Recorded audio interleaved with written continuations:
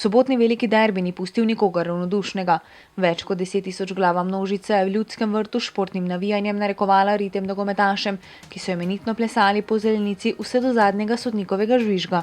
Nepozabni praznik slovenskega nogometa je dal različne junake, mi pa smo pod lupo vzeli Željka Filipovića, Darjana Matića, Agima Ibrahimija in Nika Omladića. Ko je Matej Jug prvič zapiskal, se je začelo, na polno. Bitka za prevlado se je, kot vselej, najprej odvijala v zvezni vrsti, kjer so vijoličasti stavili na Željka Filipovića, medtem ko je bil močan adut Olimpije Darjan Matić. Nekdanji slovenski reprezentant je v derbi krenil izjemno motivirano, kar se je poznalo tudi na igrišču. Zeleno-beli so si hitro priigrali visoko prednost, zagrizeni Matić pa je sešteval uspešne podaje, skoke in ukradene žoge.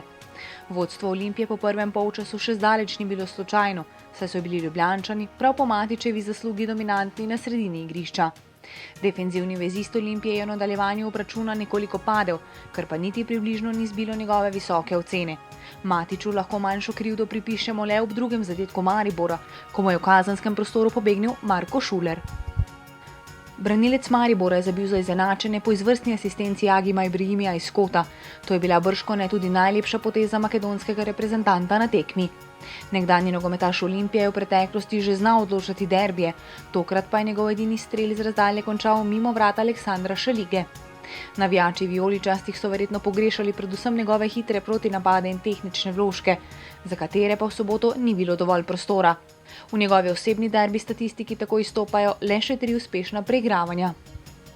V Ljudskem vrtu je bil precej bolj opazen Nik Omladić, ki je navduševal kar 86% uspešnostjo podaj.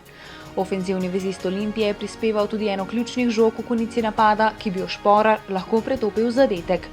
Mariborčani so zelo dobro pazili na najbolj nevarnega nogometaša Olimpije, ki je v letošnjem prvenstvu zbral že 5 golov in 3 asistence. 25-letnik je strelsko nično nadomestil kar s 5 uspešnimi preigravanji in 3 dobljenimi skoki. Če je Željko Filipović v prvem polčasu zaostajal za Matićem, pa je bil slovenski reprezentant precej konkretnejši v drugih 45 minutah velikega derbija, ko je občutno popravil svojo igro v zračnih duelih. Prav slednja je v končnici tekme omogočila pritisk Mariborčanov, ki so nagrado za trud dočakali z zadetkom Tavaresa v izdihljajih obračuna. Filipovićeva 68% uspešnost podaj bo romala v pozabo, pa čeprav si je v drugem polčasu obračuna le redko privoščil napačnega naslovnika.